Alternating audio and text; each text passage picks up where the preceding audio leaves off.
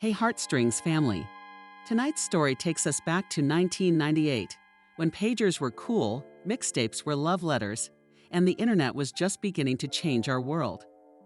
It's a story about how true love finds its way back, even after a decade of silence.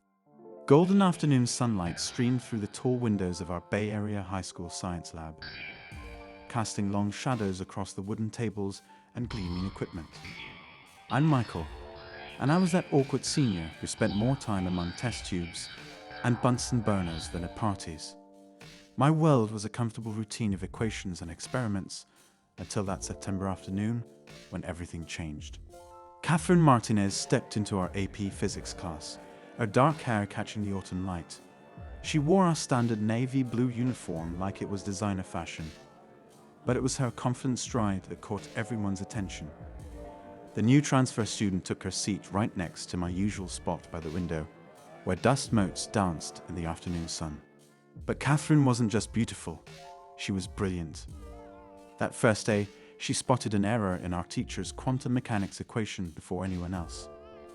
The sunlight illuminated her face as she stood at the whiteboard, confidently explaining concepts that left even our teacher impressed. I watched her elegant handwriting fill the board with perfect mathematical proofs, and right then, I knew I was in trouble. Our high school days became a montage of shared moments in hidden corners of the campus. The library became our sanctuary, particularly the dusty astronomy section where nobody ever ventured. We'd sit cross-legged on the worn carpet between towering shelves, sharing a single pair of earbuds while studying. The spring sunshine would filter through the high windows, creating halos around us as we debated the nature of dark matter and whether Pluto deserved its planetary status. The science lab after hours became our private world.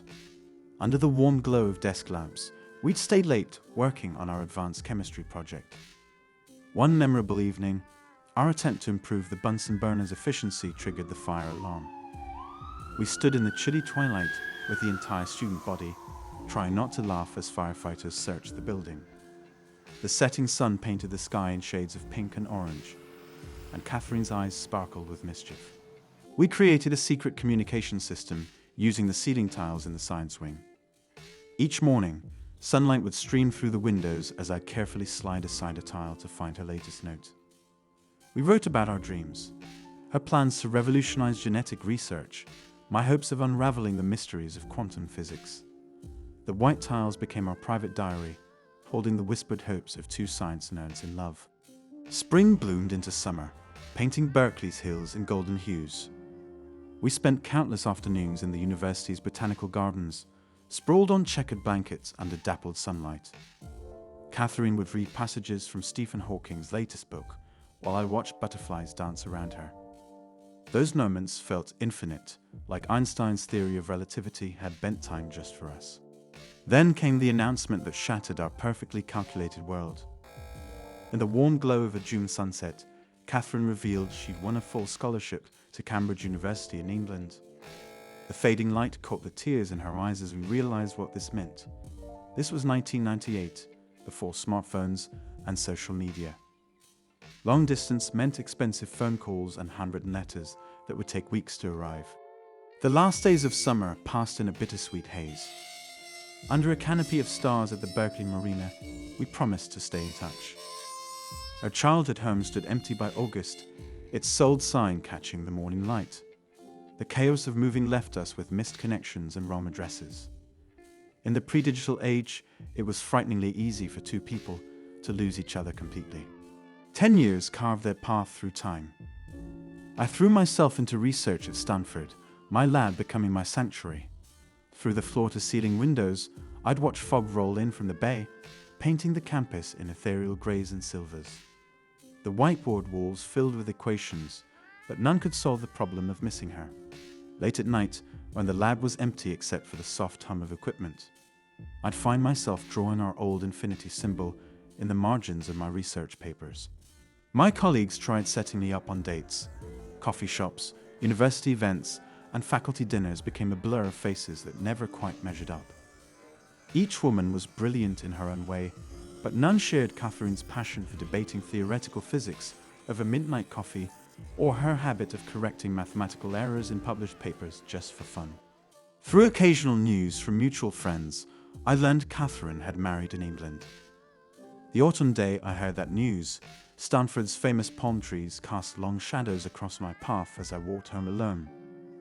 I threw myself deeper into my research, my published papers earning recognition in the field. But every achievement felt incomplete without her there to share it. September 2008 painted Boston in shades of early autumn gold. The convention center's modern architecture stretched toward a cloudless sky as I prepared to present my research. Morning light streamed through vast windows, glinting off-name badges and coffee cups. That's when I heard her voice, clear as a bell through the conference hall murmur, discussing quantum entanglement. Time stopped in that fluorescent-lit hallway. My coffee cup shattered against the polished floor, dark liquid spreading like a growing galaxy at my feet. Katherine stood by the presentation board, her dark hair now elegantly bobbed, her professional attire unable to hide her familiar grace. But her eyes, those bright eyes that once held entire universes, now seemed shadowed, despite the warm morning light flooding the space. The next 6 hours stretched like an Einstein-time dilation in that corner coffee shop. Outside, Boston's autumn painted trees in red and gold, pedestrians hurrying past large windows that fogged with approaching evening. We talked about everything and nothing. Her research breakthroughs, my published papers, the way science had evolved in the decade we'd been apart. But as sunset painted the sky in deepening purples, truth began seeping through the cracks of our careful conversation. The harsh light of her phone screen illuminated fresh bruises she quickly covered. Her husband Robert, a prominent surgeon in London, had constructed the perfect-looking life that was anything but perfect. In the growing darkness of that coffee shop, I watched her hands tremble as she described her gradually shrinking world. Back in London, her emails arrived like signals from a distant star. Each message revealed more about her life, the controlled isolation, the academic dreams slowly suffocating under domestic fear. From my Stanford lab, I'd write back immediately, no matter the hour. The foggy California mornings would find me at my desk, reaching across an ocean through words, trying to be her lifeline. Then came the silence, sharp and sudden as a snapped string. Her emails stopped, her phone disconnected. Through a mutual friend at Cambridge, I learned the truth. Robert had discovered our correspondence. Winter descended on Stanford's campus, bare trees casting skeletal shadows across empty paths as I grappled with helplessness. Each night, I'd stand in my darkened lab, watching stars appear over the bay, knowing she was out there somewhere, trapped in a darkness I couldn't penetrate. Those 6 months aged me. My research suffered. I'd find myself staring at the whiteboard, seeing only static where equations should be. The California spring bloomed outside my window, but I remained in winter. Each morning, I'd check my email before the sun rose, hoping to see her name. Each night, I'd stay late in the lab, as if proximity to the stars might somehow reach her across the ocean.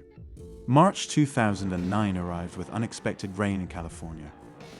Water streamed down the laboratory windows, distorting the outside world into abstract patterns.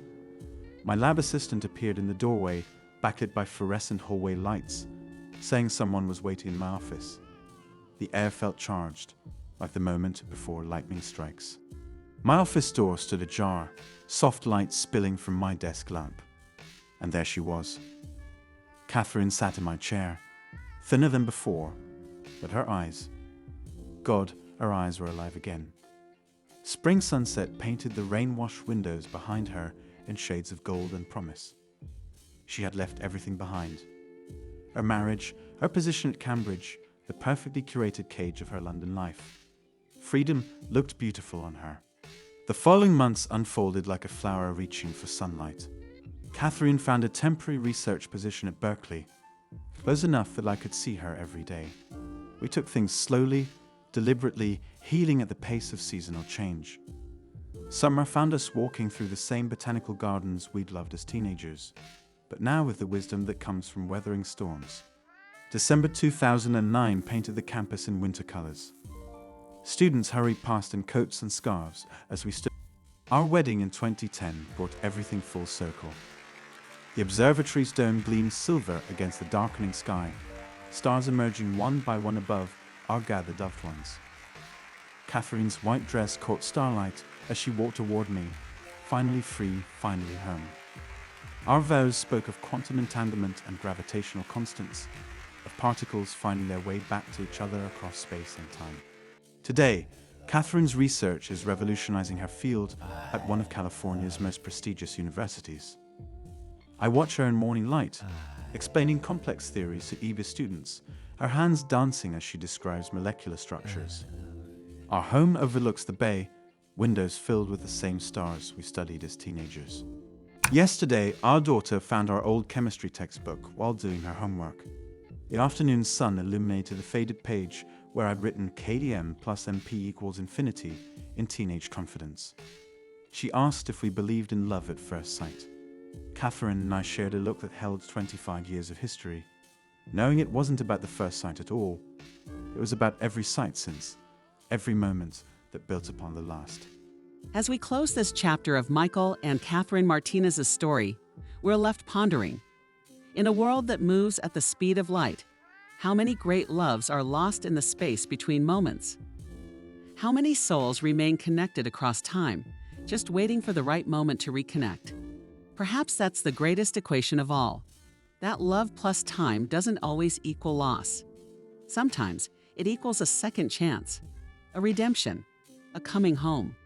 This is HeartStrings, where every story resonates with the rhythm of real hearts beating in real time. If this story touched a chord in your soul, don't forget to like and subscribe for more tales of love that defy time, distance, and probability. And to those still waiting, still hoping, still believing in a love that time hasn't forgotten, remember what the stars teach us. Even across infinite distance and time, some lights never fade. Until next time, this is HeartStrings, reminding you that in the grand equation of love, timing isn't everything, but timing plus courage equals infinity.